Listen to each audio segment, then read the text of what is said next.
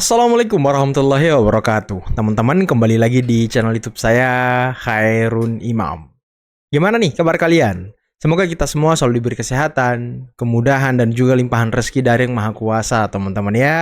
Nah, di video kali ini kita akan menyaksikan sebuah tayangan yang sangat menarik dan juga sangat-sangat mengejutkan. Di mana para tersangka klaster kedua kasus ijazah Pak Jokowi, yakni Roy Suryo dan juga Tifa, disingkat Roti, tapi ada yang bilang roti busuk. Entah kenapa, beberapa hari belakangan ini, mereka enggan membicarakan mengenai ijazah Pak Jokowi ataupun membicarakan mengenai restoratif justice Rismond. Nah, mereka ini sekarang kok bisa-bisanya membahas mengenai perang. Perang antara Amerika, Israel melawan Iran. Dan juga Dr. Tifa sedang memprediksi bahwa akan terjadi perang dunia ketiga. Emang ya, orang-orang ini pintar di segala bidang, teman-teman. Mereka ini sepertinya orang yang paling cerdas di bumi ini. Nah, selain itu, kita juga akan mendengarkan penjelasan yang sangat luar biasa dari kuasa hukum Pak Jokowi, yakni Bang Rifai, mengenai restoratif justice yang saat ini diajukan oleh Rismond. Apakah diterima atau ditolak? Dan seperti apa strategi mungkin kuasa hukum Pak Jokowi ataupun tim Pak Jokowi mengenai nanti di persidangan, karena roman-romannya ini ya, kabar-kabarnya ini ya, akhir Maret ataupun awal April sudah akan sidang ijazah Pak Jokowi. Nah, dan terakhir, ada informasi baru dari Bung Andi Aswan terkait dengan ijazah dari Rismond. Tapi sebelum kita mulai, jangan lupa like, subscribe, dan share. Dan tanpa perlu berlama-lama lagi, mari kita mulai videonya berikut ini.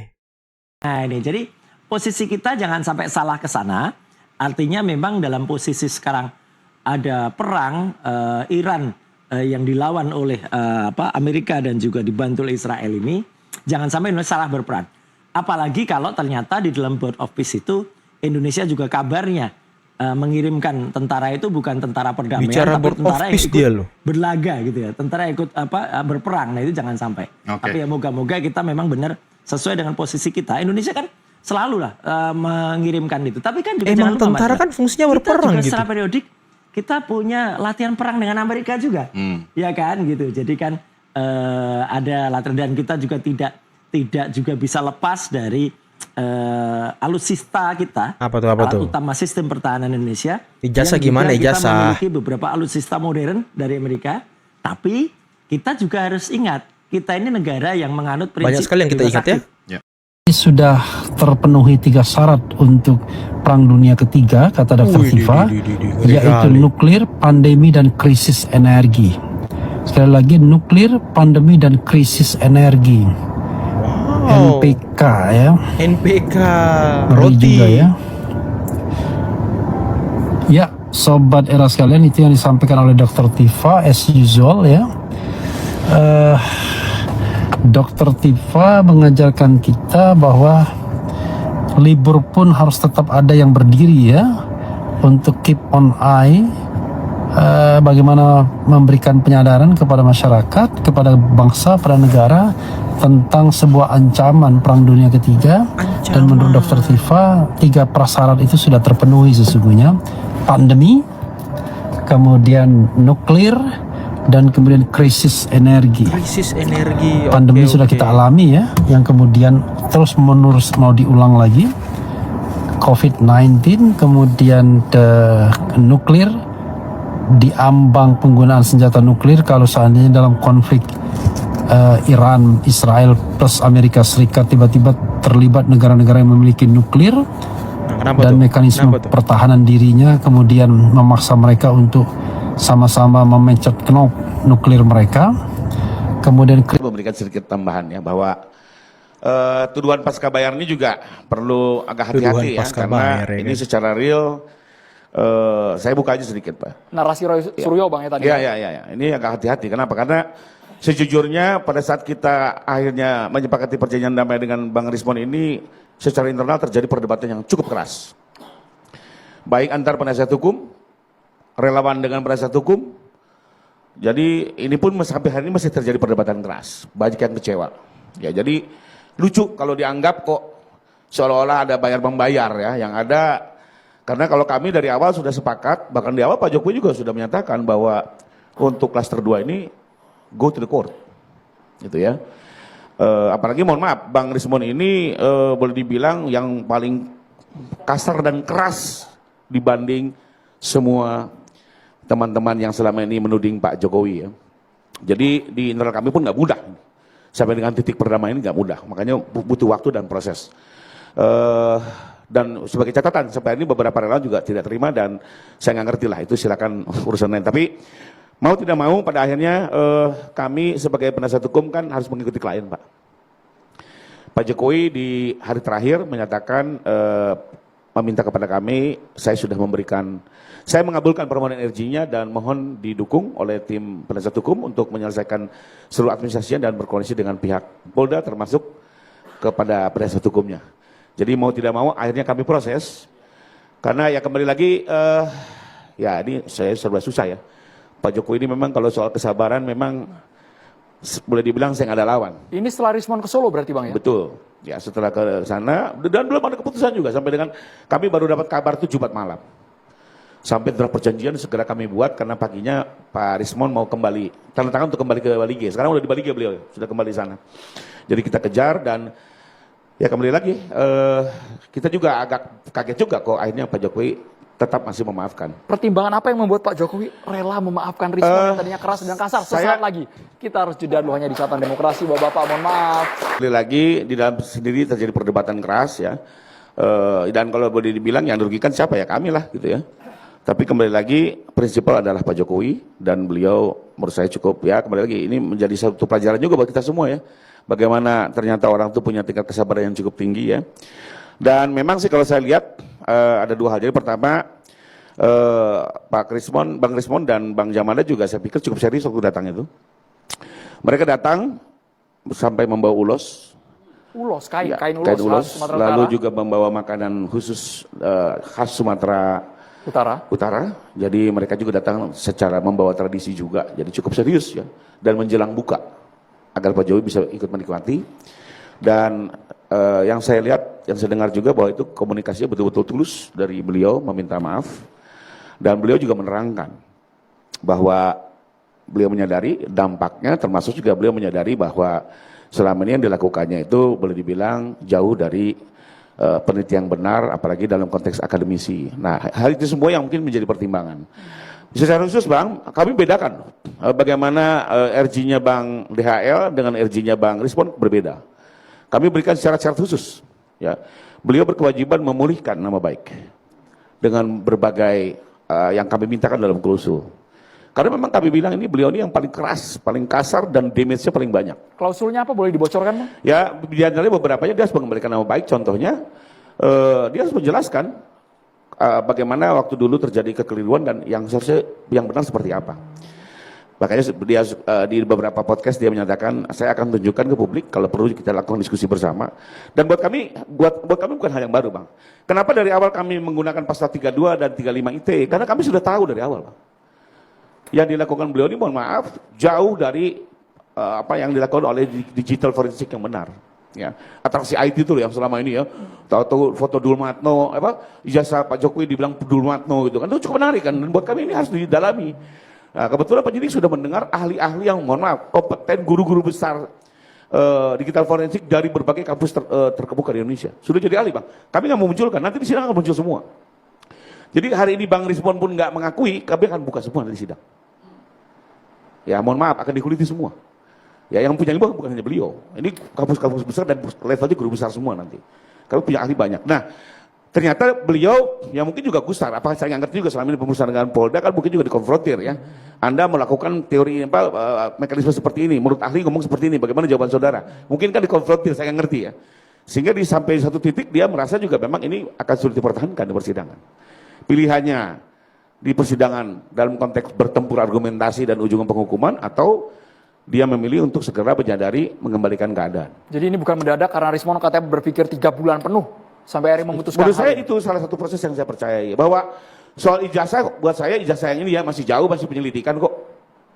Ya, masih jauh dari mengancam beliau gitu ya, masih yang Jepang, yang ya, Rismon, masih penyelidikan, masih jauh belum penyidikan, tapi dia tahu bahwa ini mungkin isu-isunya setelah lebaran akan P21. Ya mungkin. Nah, makanya dia melihat ini momentum baik. Dan memang kan berkali-kali juga saya ingatkan kepada sebuah teman-teman, udah deh, semua punya argumentasi tapi kembali lagi ini harus selesai. Apakah betul mau selesai di pengadilan atau selesai secara kekeluargaan? Ini bulan baik, bulan penuh maaf. Kita menggunakan momentum ini, saya sempat bicara di TV lain. Tapi Roy dan Tifa sepertinya masih konsisten, Bang. Ya, silakan aja, itu pilihan kami nggak ada masalah. Tapi buat Pak Jokowi gini, kenapa juga kami akhirnya Pak Jokowi mengabulkan? Karena lagi-lagi loh, Bang, berkali-kali Pak Jokowi bilang begini, saya tidak ada niat kok mau membicarakan si A, si B, si C. Saya hanya menggunakan forum ini untuk membuktikan apakah ijazah saya benar atau palsu. Karena dengan kondisi seperti ini yang jadi korban bukan saya. UGM pun jadi korban, KPU jadi korban, semua tidak profesional. Demisnya bukan hanya Pak Jokowi, banyak institusi terkait. Sehingga ya sudah, kita buka bisa-bisa di persidangan ini, kita buktikan. Dan nanti ada keputusan hukum. Ya, hakim akan memilih yang mana. Jadi menurut saya kalau pada akhirnya Pak Jokowi memaafkan, mungkin ya salah satunya adalah ya karena Pak Jokowi melihat untuk coba meminimalisir dampak-dampak yang bisa dengan semakin sedikit tersangka kan tentunya semakin berkurang. Nah, terus berikutnya, apakah Pak Jokowi juga mengharapkan semua ini urgensi? Tidak, saya pastikan tidak. Pasti tetap akan ke sidang. Mohon maaf, salah satu tersangka, kalaupun semua minta urgensi akan kami sisakan untuk tetap ke sidang, karena disitulah nanti dibuka semua. Kami juga nggak mau begini, Prof. Sekarang semua RG, 4 tahun lagi pihak lain muncul bawa isu yang sama, digoreng-goreng lagi, UGM diobrak-abrik lagi, KPU diobrak-abrik lagi. Mau sampai kapan begini terus? Tapi kalau sudah ada putusan, clear. Siapa lagi yang mau masuk? Lebih mudah lagi kita menggunakan pasal fitnah atau pencemaran nama baiknya gitu ya. Jadi ini pintu RJ tertutup terakhir untuk Rismon saja. Saya nggak mau sebut untuk siapa. Ya kembali lagi tapi buat saya, bukan buat saya, keputusan terakhir di kami adalah Pak Jokowi juga confirm. Karena waktu beliau juga keluarkan ini kan kami juga bertanya. Kalau semua minta bagaimana Pak? Apa mau berhenti sampai di sini? Oh enggak, tetap ke sidang. Usut tuntas sampai pengadilan. Pak Triandika tapi boleh tidak ke mengurangi jumlah tersangka. Mungkin itu saja yang saya sampaikan. Ya, Ini kalau ngomongin soal Jepang ini, Bang Andi Aswan juga menduga apakah betul ijazah dari Rismon Sianipar, kabarnya S2, S3 dari Yamaguchi University, itu patut dipertanyakan. Malam hari ini harus dijawab, Bang ya. Saya akan jawab seterang-terangnya. Seterang-terangnya. Kami dengar Abang juga sebagai mediator pertemuan Rismon dengan Pak Jokowi. Enggak, saya enggak mediator, karena pertemuan itu bukan dari relawan yang menginisiasi, dan itu dari Polda Metro Jaya. Oke, tapi Bang, dijawab secara singkat, ini murni kesadaran dari Bang Rismon Sianipar atau sesungguhnya ada tekanan lain? Nanti kita jawab. Sudah Kalau kita mulai. Bang. Oh, udah mulai? Sudah mulai, Oke, Bang. Sudah giliran saya mulai, langsung. Bang. Sudah Ya. mulai ini, Bang. Jadi kalau kita lihat apa yang terjadi, kalau dikatakan apakah ini murni dari Rismon sendiri yang ingin mengajukan RJ, ya kalau kita lihat bagaimana itu hanya Rismon yang bisa menjawab untuk itu. Bukan kapasitas saya untuk menjawab itu. Tapi kalau kita melihat urutannya, ya urutannya itu, saya masih mengingat awal Maret itu ketika di satu stasiun sebelah ada perdebatan saya dengan Rismon langsung, saya agak kaget. Karena pada saat itu dia mengatakan pada saya Abang Andi Aswan. Tidak pernah dia mengatakan abang ke saya, selalu mengatakan Andi Aswan, kamu gitu. Jadi main tunjuk ke muka Tunjuk terus, ke Bang, ya? muka langsung. Juga dengan Pak Jokowi, tidak pernah Oke. bilang Bapak Jokowi. Soal timeline, bentar Bang ditahan. Kami punya pernyataan ini saat konferensi pers antara kuasa hukum Pak Jokowi dengan Rismon Hasiolan Sianipar. Ya. Kabarnya kuasa hukum Jokowi mengapresiasi langkah dari Rismon Sianipar. Gaknya Roy Tivo dan Rismon ini sama-sama melakukan penelitian ilmiah. Evidence based. Mereka berulang kali mengatakan itu. Tapi kenapa hanya Rismon sendirian yang akhirnya mengakui bahwa asli ijazah Pak Jokowi? Iya, kalau kita lihat saudara Rismon ini, kalau dilihat ya dia katakan ada seorang memang ilmuwan gitu. Ya quote unquote ya, terlepas dari itu. Ilmuwan, dalam arti dia tidak ada afiliasi-afiliasi di belakang dia gitu. Kalau yang lain kan mereka mempunyai afiliasi. Ya direct Hati-hati, maupun Bang, ini sekali indirect. lagi tuduhan ini Bang. Ya, direct dan indirect. Oke. Ya, jika saya bilang kan quote unquote untuk itu. Nah, saya juga mengapresiasi apa yang dia katakan bahwasanya dia membuat suatu kesalahan. Itu tidak gampang seorang ilmuwan itu.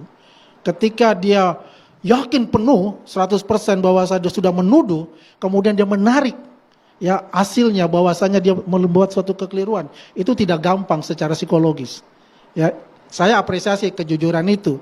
Terlepas apakah dia ada tekanan terhadap dirinya secara psikologis ketika kami melaporkan ya dengan dugaan ijazah palsu yang dia dapat dari S2, SD3-nya di Yamaguchi Daigaku itu, yang memang 7 bulan yang lalu saya sudah melakukan suatu penelitian itu, suatu riset untuk itu. Ya, ketika saya tes dia tidak bisa berbahasa Jepang, sudahlah, ini sudah jelas. Dan apalagi ketika saya melihat ijazah yang dia punya, kemudian dia upload, katakanlah di Bali Academy itu dia yang punya, itu saya sudah katakan, ini sudah dugaan saya tidak langsung katakan palsu, dugaan saya ini tidak benar dan ini palsu. Ijazah S2, S3 di Yamaguchi Iya. University milik Rismon. Ya betul. Karena itu sangat berbeda sekali ya dengan ijazah yang asli itu. Sebelum saya bawa contohnya itu. Saya bisa tunjukkan juga untuk itu. Yang jelas adalah apa yang dilakukan selama ini, yang dilakukan oleh Rismon ini hampir 1 tahun ya. Bagaimana memfitnah, mengkuak-kuak ya, secara strike to the point gitu ya, seperti singa yang ingin memangsa, memakan mangsanya, tapi sekarang sudah berubah menjadi meong. Ya, kenyataan itu. Kenapa? Karena dia merasa bahwasanya apa yang dia lakukan adalah salah. Sebentar, Makanya Pak. dia minta RJ untuk itu, ya. Dan buat kita, untuk case Pak Jokowi RJ, monggo Pak, silakan. Tapi ingat, ada case kriminal ini. Ya, ada 2 case yang masih tertinggal dengan Rismon itu. Satu adalah case-nya untuk ijazah S2 S3 yang diduga palsu itu di Yamaguchi. Kebetulan sekarang teman-teman kami itu ada di sana. Ada di Jepang, langsung mengecek langsung dengan Yamaguchi dan terkonfirm. Dalam rangka meneliti juga keaslian Meneliti ijazah itu. semuanya yang memang kita sudah berkorespondensi dengan pihak Yamaguchi dan mendapatkan informasi, email balik juga semua, tidak mengenal yang namanya Rismon Hasiolan Sianifar ya sebagai graduate dari Yamaguchi University. Mungkin pakai nama Jepang kali Bang. Mana ada nama Jepang, tetap pakai nama Indonesia. Oke, jadi Anda meyakini, dengan kata lain saya boleh mengatakan bahwa Rismon tersandra kasus ijazahnya yang di Jepang. Bisa dikatakan seperti itu? Poin itu juga termasuklah di sana. Selain dari kata hati nurani dia yang merasa bersalah itu, itulah juga triggernya. Yang kemungkinan akhirnya dia berpikir saya lebih baik meminta RJ kepada Pak Jokowi. Jadi bisa lagi artinya untuk LP 2 LP yang berikutnya ini yang sifatnya kriminal itu. Oke, Bang Rifai ingin langsung menanggapi, tapi Ya. kita akan dengarkan terlebih dahulu karena pernyataan dari Roy Suryo cukup lantang. Dulu Rismon itu dijuluki Rismon Prabayar. Kalau sekarang namanya Rismon Pasca Bayar. Maksudnya apa? Apakah ada uang yang masuk ke Rismon? Ini sangat-sangat tuduhan yang serius. Kita saksikan bersama berikut ini. Oke teman-teman, itulah tadi beberapa video yang bisa kita simak, yang bisa kita saksikan pada kesempatan kali ini. Dan waduh, Tifa ini sudah memprediksi akan terjadi perang dunia ketiga. Nah sekarang kita harus tagih dia teman-teman. Dulu kan beberapa bulan lalu dia sempat mengatakan Anies itu sangat kecil hanya untuk jadi delegasi Indonesia, jadi utusan khusus. Anies ini dipersiapkan oleh Allah untuk menjadi ataupun mendamaikan negara-negara di Timur Tengah yang sekarang sudah diambang perang dunia ketiga. Ya mungkin kurang lebih begitulah bahasanya teman-teman. Nah sekarang kita tagih Tifa nih. Anda sudah memprediksi akan terjadi perang dunia ketiga. Dan sekarang coba Anda utus Anies itu untuk mendamaikan Iran dan juga Israel serta Amerika. Biar tidak terjadi krisis energi sekarang nih. Coba Tifa nih. Karena kan katanya Anies itu mau jadi sekjen PBB gitu ya kan. Aduh Tifa. Ini prediksi atau ilmu alam gaib lagi nih. Karena kan kemarin Andi Aswan waktu di Rakit Bersuara sempat mengatakan Tifa ini selalu mengambil ilmu dari alam gaib teman-teman. Nah ini prediksinya ini dari alam gaib ataukah berdasarkan ilmiah? Ini yang perlu ditanyakan juga nih. Dan tadi penting teman-teman penjelasan dari Bang Rifai, salah satu penasihat hukum dari Pak Jokowi, yang mengatakan bahwa restoratif justice yang diajukan oleh Rismon itu menimbulkan perdebatan yang sangat panjang antara pendukung Pak Jokowi, dalam hal ini relawan, dengan kuasa hukum. Karena ya banyak relawan, termasuk saya sendiri, tidak senang dengan restoratif yang diberikan oleh Rismon. Tapi apa boleh buat, ini kan hak prerogatif dari korban, dari klien, yakni Bapak Joko Widodo. Dan ini ya harus kita hargai, harus kita dukung. Dan kuasa hukum tadi sudah mengatakan dan menegaskan bahwa dari awal Pak Jokowi tidak akan memberikan restoratif justice kepada 3 orang ini, yakni diantaranya klaster kedua. Tapi ya namanya manusia teman-teman ya, kalau sudah didatangi, dia sudah bertamu, minta maaf dengan tulus, ya mungkin orang yang keras hati aja gitu, yang sulit untuk memaafkan orang. Tapi seorang Pak Jokowi yang memang hatinya itu lembut, ya mau gimana lagi, pasti beliau memaafkan, pasti beliau mengabulkan restoratif justice-nya. Dan mengenai tuduhan pasca bayar dan lain sebagainya itu sudah terbantahkan teman-teman. Kuasa hukum sendiri tidak ingin agar ada yang restoratif justice lagi. Tapi apa boleh buat, kuasa hukum hanya mengikuti apa kata klien, yakni Bapak Jokowi. Jadi saya sebagai mungkin pendukung Pak Jokowi lah, saya tidak mau mengatakan diri saya relawan. Pendukung Pak Jokowi sangat-sangat menghargai dan menghormati keputusan yang diambil oleh Pak Jokowi. Ya, tapi kami harap ke depannya di antara kedua orang ini, roti busuk ini, jangan sampai ada yang dapat restoratif justice lagi. Biar kasus ini sampai di pengadilan, biar kasus ini terang benderang. Biar ya mereka bisa mempertanggungjawabkan omongannya selama ini. Dan Bang Rifai juga tadi juga mengakui bahwa memang yang paling keras di antara mereka ini adalah Rismon. Tidak hanya keras, kasar juga teman-teman. Jadi emang bikin dongkol orang ini. Aduh. Nah teman-teman, mungkin cukup sekian dulu video kali ini. Jangan lupa like, subscribe, dan share videonya. Akhir kata, billahi taufiq wal hidayah. Assalamualaikum warahmatullahi wabarakatuh. Bye.